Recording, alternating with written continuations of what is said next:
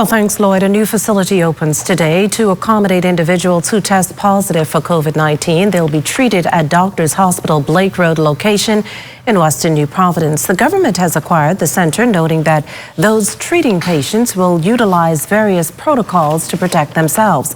As the Prime Minister explained during his national address Sunday evening, the facility will be secured by Defence Force officers and no visitors will be allowed unless authorized. Already, the government is securing another center for quarantine purposes. Well, the fear index high as COVID-19 takes its toll globally. In studio to help reduce the anxiety is clinical psychologist Dr. Tracy King.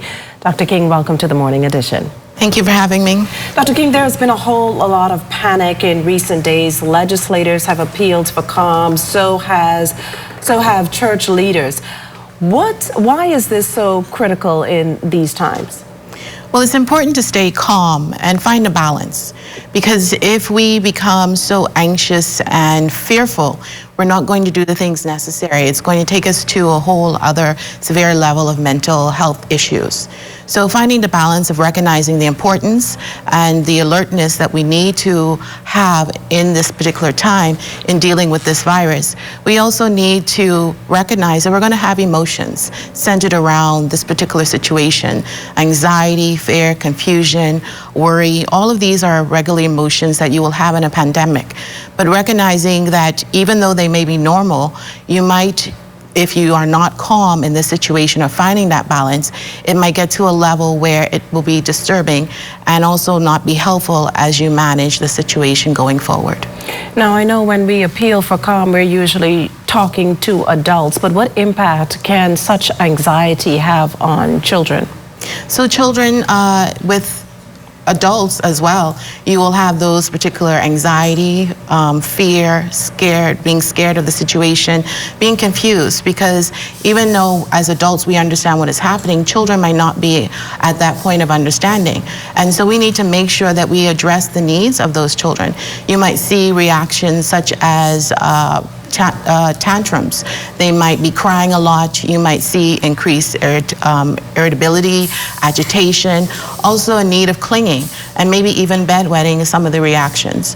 But it's important to make sure that you spend time with your children to deal with these reactions in a supportive way, allowing them to express their emotions and helping them to figure out how is the best possible positive way of dealing with these emotions. What about the impact on healthcare workers who are on the front line of this pandemic, dealing with the added stress, the demand, the emotions of patients? Talk to that for us. So healthcare workers are humans, and they also experience a wide range of emotions during this time. You will see, especially with the stress demands that is happening within the situation on them, you will see them sometimes having longer hours, the added stress of the new protocols, etc., but also even the fear of being in a situation where they might also be exposed to the virus itself. So it's important as healthcare professionals that they also do self-care, recognizing that they do have these emotions and to seek assistance if need be. Give us 5, I guess, easy breezy tips we can do to remain calm. So being calm and dealing with situations like this there's no one approach. So I tend to basically have like a list, and so I'm going to try to keep it to 5. You, for example, is staying informed. Making sure that you get this information from a credible source, because there's a lot of misinformation out there which can lead to increased anxiety and fear. Also spend a little bit of time looking and staying informed, but not large amounts of time being consumed by the information.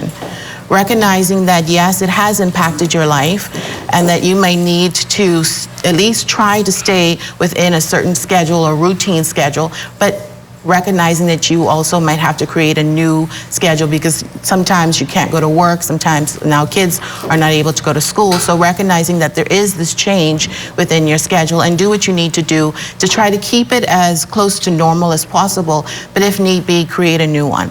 Stay active. Make sure that you are taking care of yourself by eating properly and exercising. But I also encourage persons to engage in calming strategies, such as relaxation, as well as sometimes prayer and meditation also helps. When I talk about also staying active, reading, doing house chores, those type of things, and even playing games with your family members, etc. Well, thanks so much, Dr. King, for joining us.